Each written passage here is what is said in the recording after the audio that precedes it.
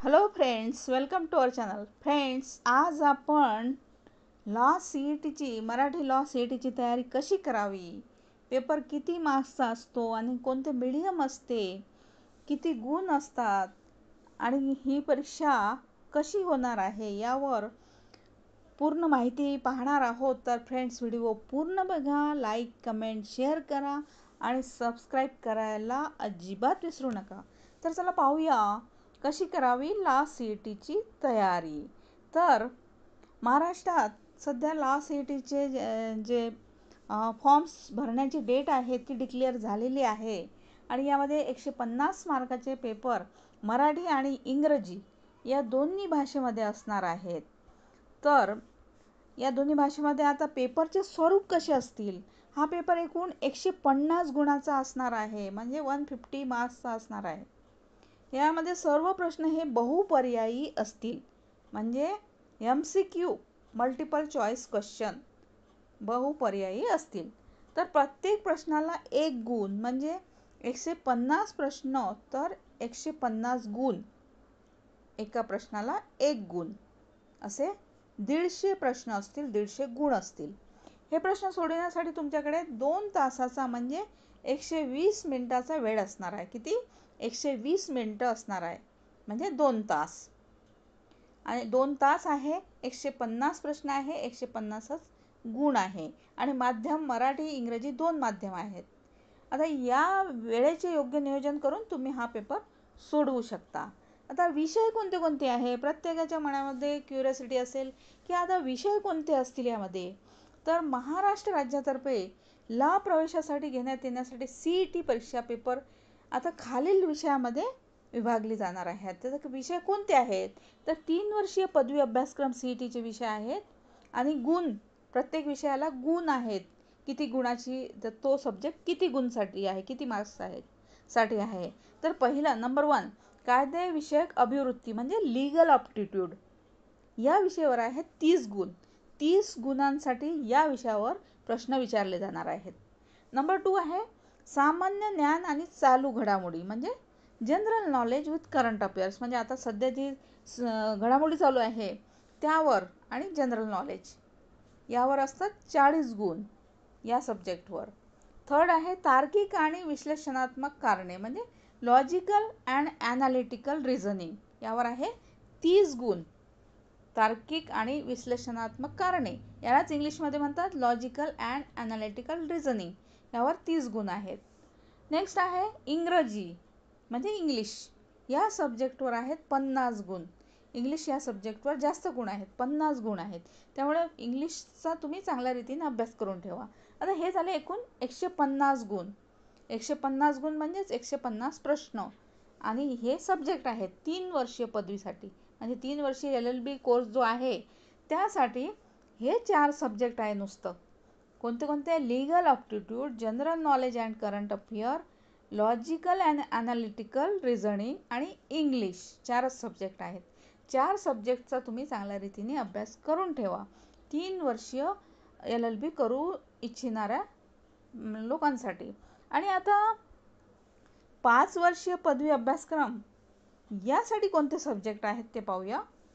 तर नंबर 1 आहे कायदेविषयक अभिवृत्ती म्हणजे लीगल ऑप्टिट्यूड, यावर आहे 40 गुण. लीगल ऑप्टिट्यूड आहे त्यासाठी आहे 40 गुण. नंबर 2 आहे सामान्य ज्ञान आणि चालू घडामोडी म्हणजेच general knowledge with current affairs, यावर आहेत 30 गुण. नंबर 3 आहे विश्लेषणात्मक कारणे म्हणजे लॉजिकल रिझनिंग, यासाठी आहेत 40 गुण. नंबर 4 आहे इंग्लिश, यावर आहेत 30 गुण. आणि नंबर 5 आहे सामान्य गणित. आता 3 इयर्स LLB कोर्ससाठी आणि 5 इयर्स LLB कोर्समध्ये एवढा फरक आहे की 3 इयर्स LLB कोर्समध्ये गणित, बेसिक मॅथमॅटिक्स हा नसतो.